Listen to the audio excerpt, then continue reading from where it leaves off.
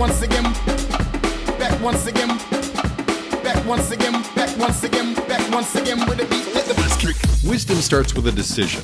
We must first choose to receive it, and then it becomes our constant companion, guiding us on the journey God has called us to. I'm Scott, and this is the Wisdom in All Things podcast. On today's episode, does risk-taking need to be risky? T.S. Eliot says, only those who will risk going too far can possibly find out how far it is possible to go. I am not, nor will ever be known as, a risk-taker.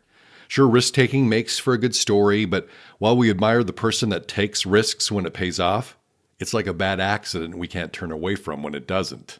I don't want to be the bad accident people can't stop staring at. T.S. Eliot's quote helps explain why it is easy for me to put risk-takers into two camps. On one hand, you have those that'll find the edge of a cliff by running full speed until they begin to fly. And on the other, you have those that go down on all fours, slowly feeling their way until they run out of earth. I'm definitely the latter. Safe is better than sorry, right? Surely you don't have to go too far to find out if you've gone too far. With the recent start of another year, I have to believe that there are at least a few people that flirted with the idea of setting a goal to do something daring.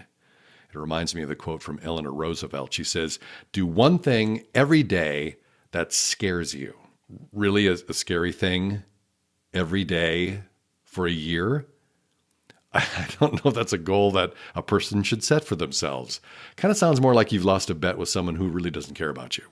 But I get it. The status quo is not very exciting and for different reasons could possibly even be unhealthy. Life requires some risk. After all, nothing ventured, nothing gained. One dictionary definition of risk-taking brings some balance for me. It says, risk-taking is being willing to take risky action in the hope of a desired result.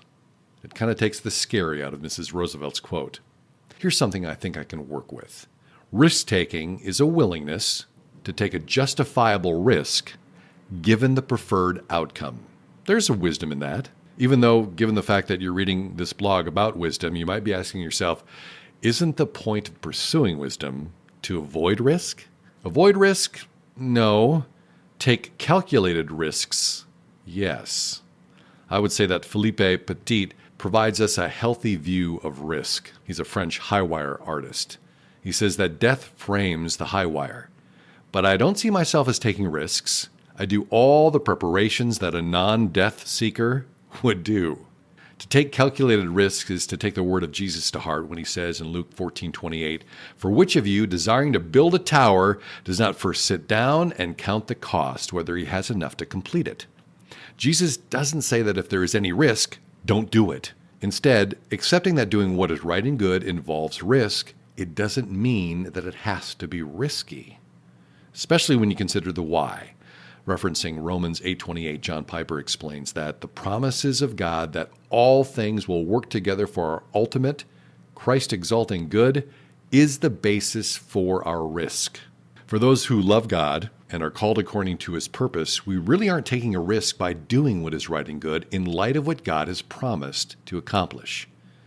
It is this why, beyond practical risk assessment and good decision-making, which are both good, that makes risk-taking less risky and compels us forward with confidence in the face of risk.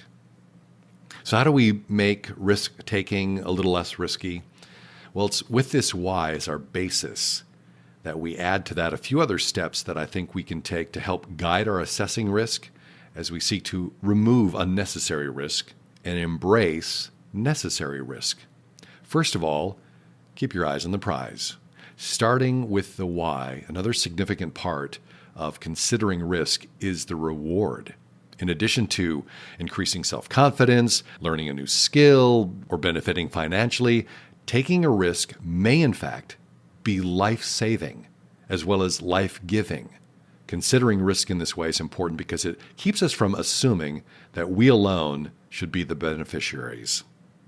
Keep your eyes on the prize. Second, conduct a faith assessment. Dr. Guy Richard, he's the president and associate professor of systematic theology at Reformed Theological Seminary. He says, "It is not risk-taking to which God responds. It is faith. God responds to faith that manifests itself in taking risks and stepping out by trusting him."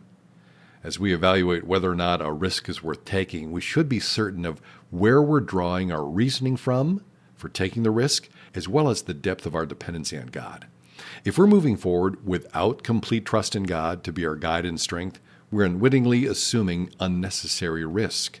There isn't anything that we think that we should do that is worth doing if it doesn't require complete trust in God.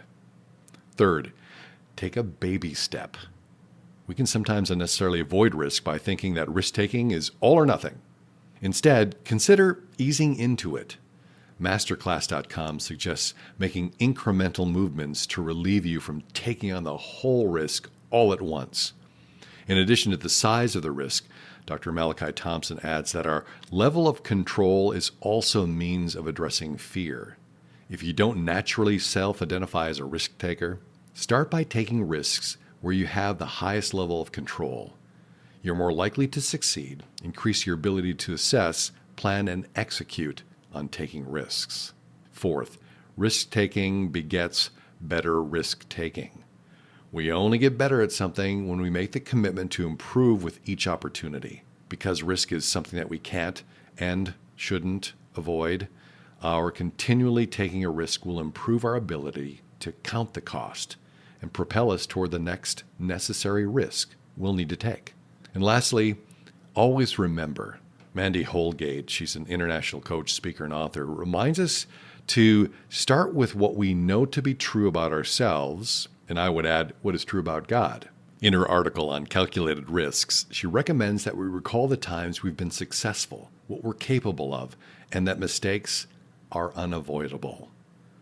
Doing so will also be a good reminder that God takes us down a path with intention, caring for every detail along the way. When we remain attentive and open-hearted, we benefit later in life by being able to recall the care God had taken to not just take us down a certain path, but the way He chose to construct that path.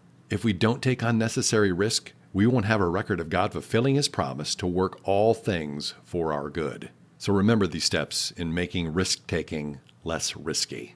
Keep your eyes on the prize, work that faith assessment, maybe take baby steps. Understand that risk-taking begets better risk-taking. And then always remember what God has done through those processes. John Piper has a great article on how to take risks without being unwise. In it, he prescribes a series of tests. One test he recommends is to take what you could call the heavenly hope test. In addition to our seeing God fulfill His will in and through our lives, this might be the only question we really need to ask regarding whether or not we should take a risk. In 1 Peter 3:15, Peter challenges us to be prepared to make a defense for the hope that is in you. In order to help us avoid our selfish nature and preoccupation with safety and ease, we need to ask ourselves, would taking this risk compel someone to ask us about the heavenly hope that is within us?